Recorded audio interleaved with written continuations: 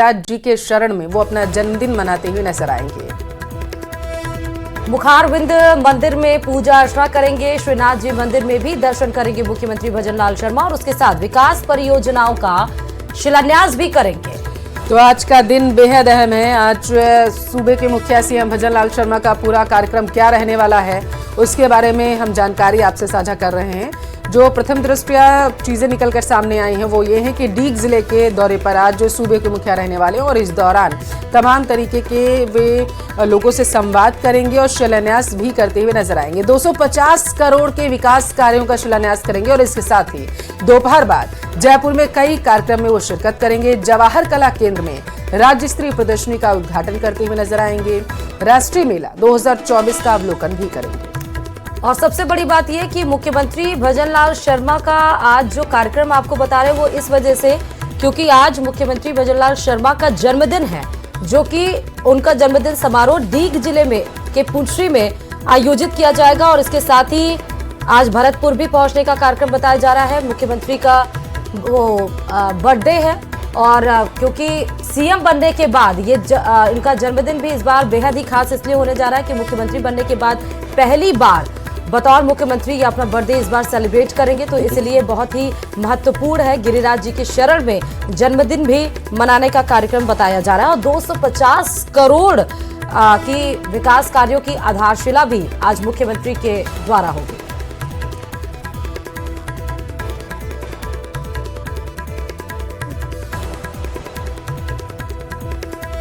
मुख्यमंत्री भजनलाल शर्मा का जन्मदिन समारोह डीग जिले की पुंछरी में आयोजित किया जाएगा। मुख्यमंत्री सुबह 8 बजे ऐसा बताया जा रहा है कि भरतपुर पहुंचेंगे और यहां श्रीनाथ जी और गिरिराज जी की पूजा कर अपना जन्मदिन मनाएंगे। इसके अलावा 250 करोड़ से होने वाले विकास कार्यों की आधारशिला भी रखेंगे। 250 करोड़ के विकास कार्यों का सूबे के मुखिया सीएम भजनलाल शर्मा शिलान्यास करते हुए नजर आएंगे। बेहद ही खास दिन राजस्थान की जनता के लिए, क्योंकि आज सूबे के मुखिया का आज जन्मदिन है। तो वहीं दूसरी तरफ कई परियोजनाओं का शिलान्यास करेंगे और सीधे तौर पर जब वो शिलान्यास करने के लिए पहुंचेंगे तो राजस्थान की जनता से मुखातिब भी होंगे और किस तरीके से, क्योंकि 1 साल पूरा होने वाला है कार्यकाल सरकार को, तो क्या काम किए गए उसके बारे में जानकारी देंगे। और चलिए बड़ी खबर अब आपको राजधानी जयपुर से बताते चले, जहां डिजिटल अरेस्ट करने की धमकी देकर ठगने वाली गैंग का पर्दाफाश हुआ है। एसओजी ने गैंग में शामिल 15 बदमाशों को गिरफ्तार किया, जिनके पास से 23 लाख रुपए, 27 मोबाइल सहित अन्य सामान जो है बरामद किया गया। गैंग के सदस्यों ने मुंबई क्राइम ब्रांच का होना बताकर अजमेर की बुजुर्ग महिला से 80 लाख रुपए की ठगी की वारदात को अंजाम दिया था। हालांकि पुलिस ने खुलासा किया पूरे मामले का, कई सामान जब्त किए गए हैं। अजमेर की बुजुर्ग महिला को इन ठगों ने अपना शिकार बनाया था, जो आप अपनी टेलीविजन स्क्रीन पर ये चेहरे देख पा रहे हैं। इन्हीं पर ये गंभीर आरोप है। तो बुजुर्ग महिला से 80 लाख रुपए ठगी का ये पूरा मामला, राजस्थान एसओजी की बड़ी कार्रवाई देखने को मिली। 23 लाख कैश, 27 फोन बरामद किए गए, 43 डेबिट कार्ड, बैंक चेकबुक भी जब्त किए गए। अजमेर की बुजुर्ग महिला के साथ इन बदमाशों ने, इन आरोपियों ने ठगी की वारदात को अंजाम दिया था। जयपुर का रुख करेंगे, जहां एसओजी ने एसआई भर्ती परीक्षा पेपर लीक मामले में कार्रवाई की और 2 आरोपियों को गिरफ्तार किया। टीम ने लोकेश शर्मा और विमला बिश्नोई को अरेस्ट किया है। लोकेश शर्मा दौसा तो वहीं विमला बिश्नोई बाड़मेर की रहने वाली है।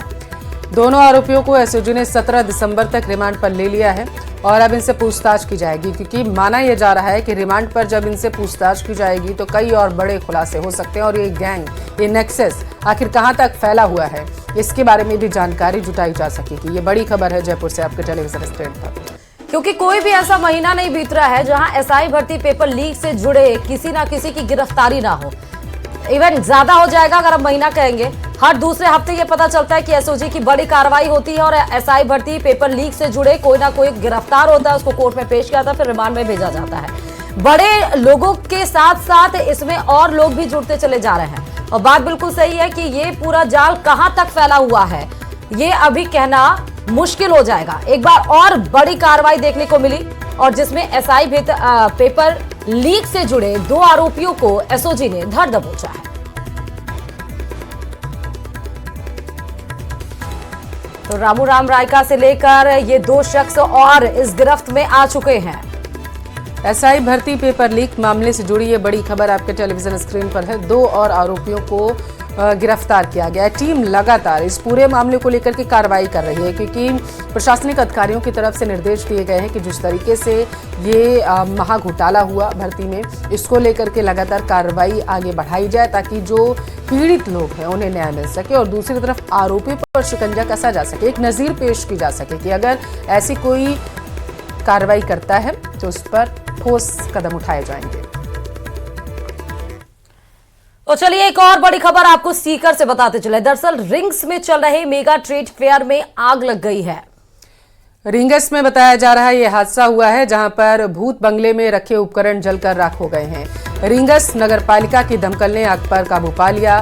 बिना जांच पड़ताल के ही यहां पर बताया जा रहा है मेले की परमिशन दी गई थी। देर रात तक मेले का संचालन किया गया, जिसकी वजह से ये आरोप लगाए जा रहे हैं यहाँ पर कि कोई परमिशन नहीं ली गई थी। देर रात तक यहाँ पर कार्यक्रम चलाया जा रहा था और इसी दौरान ये बड़ा हादसा देखने को मिला। सीकर के रिंगस यानी कि खाटू श्याम जी मंदिर से मात्र थोड़ी सी दूरी यहाँ पे रिंगस से रह जाती है। रिंगस से लगातार लोग पैदल जाते हैं खाटू श्याम मंदिर ध्वजा लेकर के, और यहाँ पर यह हादसा देखने को मिला है। बताया जा रहा है रिंगस नगर पालिका की दमकल ने हालांकि आग पर काबू तो पा लिया है, लेकिन यहाँ पर एक बड़ा हादसा होने से भी टल गया है, इसमें कोई दो राय नहीं। और ये भी बता दें कि रिंगस में मेगा ट्रेड फेयर चल रहा था, उस दरमियान ये हादसा हुआ है। रात करीब 1 बजे आग लगने की घटना मिली स्कूल के खेल मैदान में। मेले में ये घटना जो चल रही थी उसमें ये घटित हुई। हालांकि कड़ी मशक्कत के बाद आग पर काबू पाया गया है, लेकिन फिलहाल ये भूत बंगले में रखे उपकरण जलकर राख हो गए हैं, ऐसी खबर।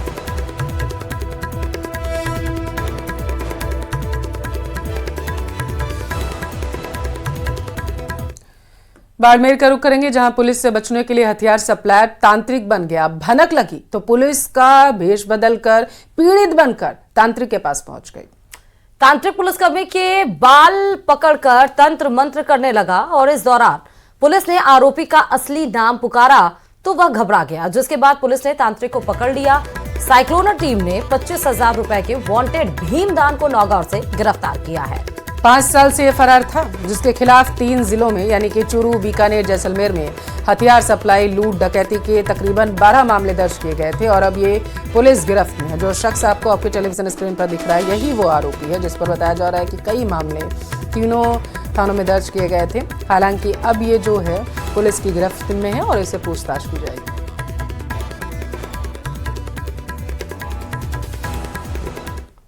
ऑपरेशन गयाविधि कल देर शाम सफलतापूर्वक संपन्न हुआ। यह कहानी है एक ऐसे अपराधी की पिता की मृत्यु का बदला लेने के लिए, जिसके दिल में प्रतिशोध की आग जलती रही और धीरे धीरे उस आग ने उसके पूरे जीवन को ले लिया। प्रतिशोध पूरा हुआ या नहीं हुआ यह तो वही बता पाएगा, और उस आग में उसका पूरा जीवन होम हो गया। हत्या का, पिता की मृत्यु का बदला लेने के लिए उसने हथियार चलाना सीखा, हथियार बनाना सीखा और हथियार से बदला तो नहीं ले पाया और बहुत सारे पैसे कमा लिए। उससे भी संतुष्टि नहीं हुई तो पितरों की संतुष्टि के लिए, पितरों की आत्मा की संतुष्टि के लिए, अपनी आत्मा की संतुष्टि के लिए जादू टोना सीखा। खुद के जीवन में शांति आई या नहीं आई ये तो नहीं मालूम, और दूसरों को जीवन में शांति लाने के नाम पर बेवकूफ बनाने का धंधा चल गया। और इधर प्रधानमंत्री नरेंद्र मोदी ने लोकसभा में संविधान के 75 साल पर चल रही चर्चा में हिस्सा लिया और इस दौरान उन्होंने कांग्रेस पर जमकर निशाना भी साधा। पीएम मोदी ने कहा है कि कांग्रेस की रगों में संविधान है ही नहीं। दरअसल कांग्रेस के माथे पर इमरजेंसी का पाप है जो कभी धुल ही नहीं सकता। उन्होंने आपातकाल से लेकर शाहबानो मामले तक का उल्लेख कर संविधान पर किए गए हमलों का जिक्र किया। उन्होंने राहुल गांधी का नाम लिए बगैर उन पर तीखा हमला बोला। उन्होंने इस दौरान सरकार की ओर से विभिन्न तबकों के लिए उठाए गए कल्याणकारी योजनाओं का भी जिक्र किया। पीएम मोदी ने संसद में चर्चा के दौरान देश में समान नागरिक संहिता लागू करने की सरकार के इरादे को भी साफ कर दिया। पीएम मोदी ने कहा कि संविधान निर्माताओं, संविधान सभा की भावनाओं के अनुरूप हम देश में सेकुलर सिविल कोड लागू करने के लिए पूरी तरीके से ताकत से लगे हैं।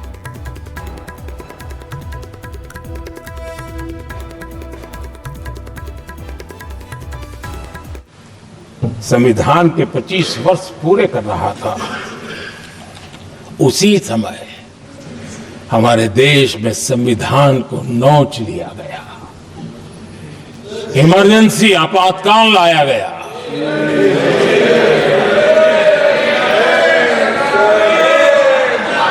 संवैधानिक व्यवस्थाओं को समाप्त कर दिया गया, देश को जेल खाना बना दिया गया, नागरिकों के अधिकारों को लूट लिया गया, प्रेस की स्वतंत्रता को ताले लगा दिए गए और कांग्रेस के माथे पर ये जो पाप है ना, वो कभी भी धुलने वाला नहीं है, कभी भी धुलने वाला। यह सिर्फ हिंदुस्तान, दुनिया में जब जब लोकतंत्र की चर्चा होगी, कांग्रेस के माथे का ये पाप कभी धुलने वाला नहीं है, क्योंकि लोकतंत्र का गला घोंट दिया गया था। भारत के संविधान निर्माताओं की तपस्या को मिट्टी में मिलाने की कोशिश की गई थी। और एक पीढ़ी आगे चले और उस पीढ़ी ने क्या किया? भारत के संविधान के तहत देश की जनता जनार्दन सरकार चुनती है और वो सरकार का मुखिया कैबिनेट बनाता है। ये संविधान के तहत है। इस कैबिनेट ने जो निर्णय किया, संविधान का अपमान करने वाले अहंकार से भरे लोगों ने पत्रकारों के सामने कैबिनेट के निर्णय को फाड़ दिया। संविधान को हर मौके पर संविधान के साथ खिलवाड़ करना, संविधान को न मानना, ये जिनकी आदत हो गई थी। और दुर्भाग्य देखिए, एक अहंकारी व्यक्ति कैबिनेट के निर्णय को फाड़ दे और कैबिनेट अपना फैसला बदल दे। ये कौन सी व्यवस्था है? राजीव गांधी जी प्रधानमंत्री बने, उन्होंने संविधान को एक और गंभीर झटका दे दिया। सबको समानता, सबको न्याय, उस भावना को चोट पहुंचाई।